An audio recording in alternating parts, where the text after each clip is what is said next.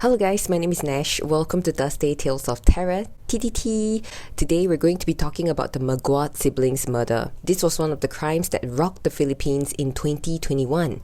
The siblings were found with stab wounds, bruises, and had traces of strangulation. The authorities even said that the two received about 30 stab wounds, so it's a pretty vicious crime. Almost seemed personal. This case even went viral on social media with Filipinos crying for justice and made the hashtag trend Justice for Maguad Siblings. And this crime has been compared very much to the movie Orphan. If you haven't watched the movie, it's basically about this orphan who was adopted by a nice family, but she ended up killing them. So there's some similarity with the Maguad siblings case because they were murdered by their adopted sister. So what exactly happened to the Maguad siblings? Let's dive in. The incident happened in Malang, North Cotabato in the Philippines. The Maguad family was very well known in the neighborhood because they were known to be a very nice family. The father, Cruz Maguat, was a teacher and his wife, Lovella, was a principal, and they were both working in the same school. They had 2 children from their marriage. Their oldest child was Gwyn, who was 18, and her younger brother, Luis, who was 16. The siblings were very smart students. They had good grades and were very well liked by their peers. They were sociable, bubbly, helpful towards their friends, very kind-hearted, and their personalities were just amazing. And so they were very popular in school as well. Gwyn even won Miss English crown in high school. The siblings would also often upload videos on TikTok, and they were really close as a family. Gwyn was actually pursuing further education in university. She was hoping to graduate with a Bachelor of Science in Nursing. Luis, on the other hand, wanted to become a lawyer when he grew older. Okay, so I'm just going to put this out here. There are actually 2 versions to this story. I'm not sure which is the real one, but I'm going to talk about both versions. In the first version, the Maguat family had adopted another girl by the name of Janice, who was 17 at the time. Gwyn had strongly persuaded her parents to adopt Janice. And before the Maguat family adopted Janice, Janice and Gwyn were actually close friends.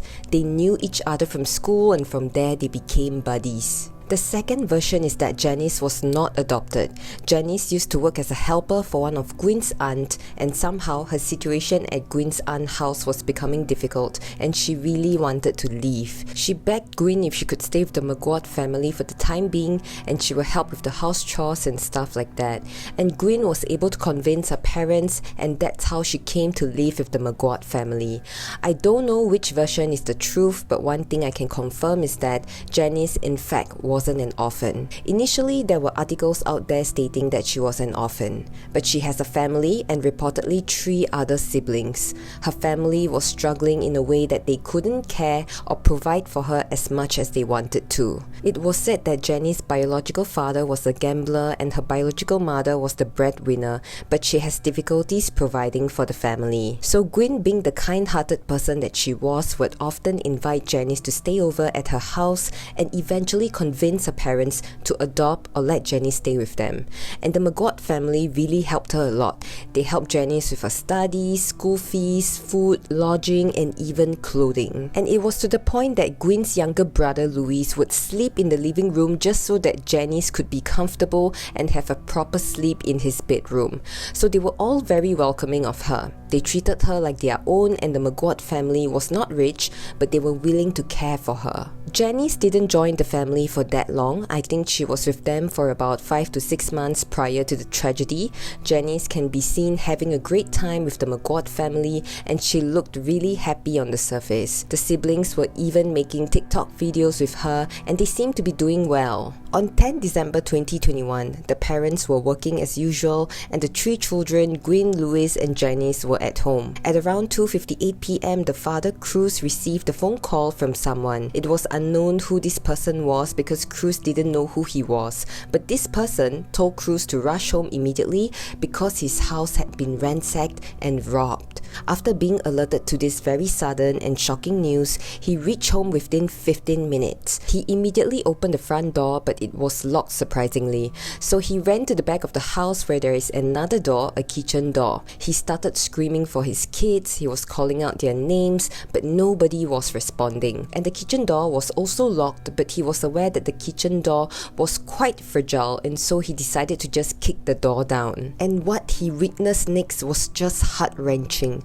something he would never forget in his entire life. He saw his daughter Gwyn lying in a pool of blood and her body was covered with a towel. Her body was right in front of her room, and Cruz walked further in to try and find Luis, and it was another heart-wrenching sight. In the living room was his son Luis, and he was just lifeless. I have no words to describe how horrific and gruesome it was, because it wasn't just a body in a pool of blood. Blood was basically everywhere on the floor, and there were shattered glasses too. And next, he tried to look for Janice. He went to her room, but it was locked. So he was calling out to her, "Janice, where are you, Janice?" And then all of a sudden, the door opened. He was worried that it was the intruder, but it was actually Janice. Janice looked a little startled herself, and at that point of time, her hair was actually wet. And he asked her, "Why is your hair wet?" And she said that she had just finished showering. She apologized because she was in the toilet, and so she couldn't hear him calling out to her. So Janice, being the only witness, started explaining to her dad what exactly happened. And then Cruz proceeded to call the police. When police arrived, they started searching for evidence, and they found several weapons that could have been used to attack Gwyn and Luis. The first weapon they found was a hammer, the second one was a wooden baseball bat, and the third one was a knife. The police also found shorts and underwear that were blood-stained in a plastic bag, and this plastic bag was located in a drain that was just right outside the Maguat family's house. The police believed that the suspect had some time to change his clothing and dump it in the drain before fleeing the scene. Also, one thing to note is that the weapons mentioned earlier were items that were in the house, so those items were not brought by the suspects. Cruz told the police that the hammer was located near the washing machine, and only Gwyn and Janice knew about the location of the hammer. He told them before that if there is an emergency or something bad is happening, they should take the hammer to protect themselves. The next thing to talk about is the wooden baseball bat. This baseball bat actually belonged to Luis, and he kept it in his room, which is now Janice's room. And as for the knife, it was taken from the kitchen itself. So now that Cruz has given his statement to the police and even did a reenactment on how he entered the house and stumbled upon his children's body, it was Janice's turn to give her statement. Hers was crucial because she was the only survivor and witness. So according to Janice, when the incident happened, she and Gwyn were chatting in Gwyn's room. So while they were chatting, all of a sudden they heard Luis screaming in the living room. When they heard the scream, they immediately got out to see what happened. In the living room were three strangers, three men that they did not recognize, and these three, they were beating Luis up. Without much thought, Gwyn went over to try and help and protect her younger brother, but she got beaten by them too. So Janice, who was standing right in front of Gwyn's room, ran to her own room and locked the door, and she was hiding. After that, Cruz came back home and the three guys were gone, and that was her statement to the police. It does sound rather weird to me that the three guys would kill Gwyn and Luis but not Janice, especially after she had seen what they did. But the police did believe that there were more than one perpetrator involved, and robbery was the motive for the crime. The police also believed that the perpetrators had used a hammer and baseball bat to beat Gwyn and Luis, and their cause of death was due to multiple stabbings by a knife. The autopsy report did not show any signs of a sexual assault, but the police had difficulty finding the three men. They even appealed to the public for information and offered cash rewards, but amounted to nothing. However, the police and even the media and netizens were starting to find Janice's statement really suspicious and hard to believe. Like I've mentioned earlier, the crime does seem rather personal. If it's an intruder with the intention of wanting to rob the house, I don't think killing people brutally was ever their motive in the first place. And these two children were brutally killed with at least 30 stab wounds. Eventually, robbery was ruled out as a motive because after the police searched the house, nothing was stolen. Valuables, money, jewelry were all still there. The intruders could have taken it after killing Gwyn and Luis, but no, they didn't. They just left. Also, Janice claimed that Louise was being attacked first, but this did not align with their forensic findings. When the police arrived at the crime scene, they noted that Gwyn's blood had dried up first. So from here, they were very certain that Gwyn was the one that had been attacked and killed first. Next, Janice also claimed that while she was hiding in her room, she actually posted on Facebook asking for help. She posted Tabangi ko, which means help me, and she also had one other post saying, "Guys, help me. Someone entered the house. I don't want to die yet. I'm in my room hiding," and accompanied by a lot of tear emoticons. This whole posting on Facebook was very odd because even if someone had seen the post, they couldn't possibly rush to her aid immediately, while the police on the other hand could. So it was unclear what her motive was to post these help messages on Facebook. It's just really bizarre how Janice had the time to post all this in a life and death situation. Lastly, the weirdest behavior was when Janice wanted to take a shower while hiding from the intruders. Everything was just not adding up. How could someone possibly take a shower when they know that there is an intruder in their house? Wouldn't you want to stay as quiet as possible while hiding? Unless there was more to it? Was she trying to get rid of evidence? Now, on the day of the tragedy, Cruz and his wife remembered that Janice had addressed them as mom and dad for the first time. And according to people who knew Janice, she never called her adoptive parents mom and dad before. So it was just something out of the ordinary for them, and it was just strange that out of all days, she would choose that particular day to address them as mom and dad. And there was an incident before this a couple of months back when Janice was caught for stealing. She stole around $200 from the Maguad family, but Gwyn actually begged her parents to forgive Janice, and they did. The police finally managed to confirm Janice as one of the suspects as they found her fingerprints on the weapon. Her clothes filled with blood were also found in the back of the house. When she was confronted about it, she eventually confessed that she was the one that killed her step-siblings, Gwyn and Louise. It was also revealed that back in 2013, there was a Facebook post posted by someone looking for a little girl. According to sources, that little girl was actually Janice.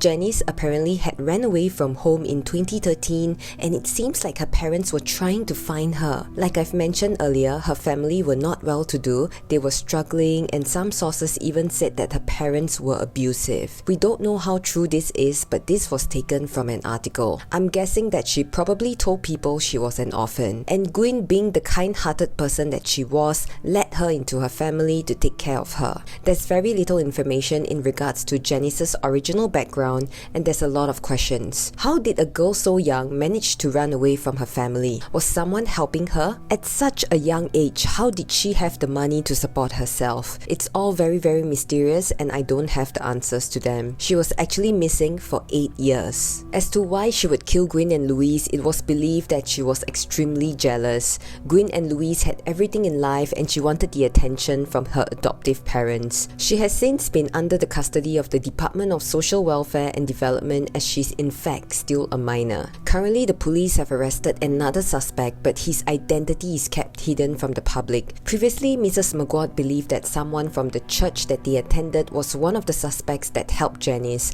but I'm not sure if it's the same person arrested. Janice's biological mom had in fact asked for forgiveness from Cruz and his wife for what her daughter had done. She was kneeling and crying, and she kept apologizing. The Maguad family forgave her because it wasn't her fault. And the most recent update I have to this case was that Cruz strongly believed that the mastermind behind the murder of his 2 children is Janice's biological father, and he appealed for the public to find him. I'm not certain why, but that's the update. And that's all I have for today's case. It's really terrible. Now again, there are really a lot of rumors and speculations and sources saying this and that, and it's extremely difficult piecing them together. So I apologize if I did say anything incorrectly, because that is the last thing I would want to do, or any crime storytellers would want to do, to deliver something so inaccurately, especially when it's something so sensitive.